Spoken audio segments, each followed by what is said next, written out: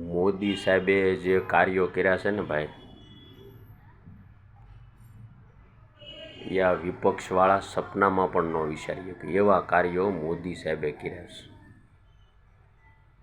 અને પાછા ગામે ગામે એમ કહેતા ફરક મોદી સાહેબે કાંઈ નથી કર્યું તો સડો થાંભલે હમણાં ખબર પડે લાઇટ આપી કે નથી આપી મોદી સાહેબે 24 કલાક.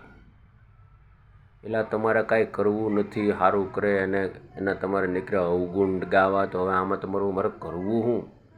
અમારા રૂપાલા સાહેબ તો એમ કહે કે મારે હવે ચૂંટણી પતી જાય ને પછી રાજકોટથી આંખના સર્જન ડાક્ટર બોલાવીને આ બધાને મોતિયાના ઓપરેશન કરાવવા છે.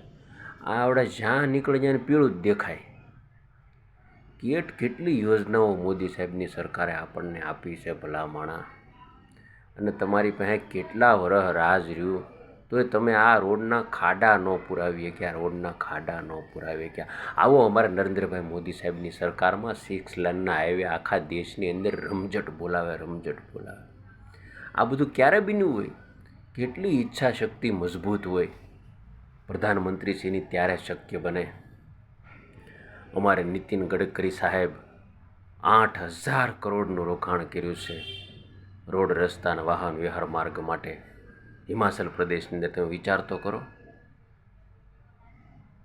આવું તો એક રાજ્યની અંદર હજારો કરોડ રૂપિયા રોડ રસ્તાની અંદર અમારી મોદી સાહેબની સરકાર વાપરી રહી છે. સાહેબ તમે એક રાજ્યમાં તમે જુઓ, ભારતના આ છેડેથી તે પહેલા છેડા સુધી, કન્યાકુમારીથી કાશ્મીર સુધી આ મોદી સાહેબે કેટલી આપણને પાવરફુલ પ્રાયોરિટી આપી આપણા દેશને. મુંબઈ અમદાવાદ બુલેટ ટ્રેનનો પ્રોજેક્ટ તેજ ગતિએ ચાલી રહ્યો છે અને ટૂંક સમયની અંદર મોદી સાહેબ આપણને અર્પણ કરશે. ત્યારે ખ્યાલ આવશે કે મોદી સાહેબ શું વ્યક્તિ છે અને શું કામ કરી રહ્યા છે. હજી ક્યાંક આપણને આંખના પડદામાં પીળું દેખાતું હોય પાછા વળી જાયજો. મોદી સાહેબ તો ભારતના ભગવાન છે મોદી સાહેબ. તમે એલા જરાક તો વિચારો, કેટલું તમારા હાથમાં શાસન રહ્યું છતાં તમે ઓનલાઈન કામ ન કરાવી શક્યા. આજ મોદી સાહેબની સરકારમાં બિના ભ્રષ્ટાચાર મુક્ત ભારત થઈ રહ્યું છે.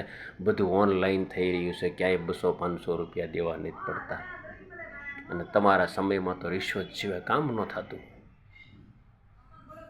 તમે વિચાર તો કરો.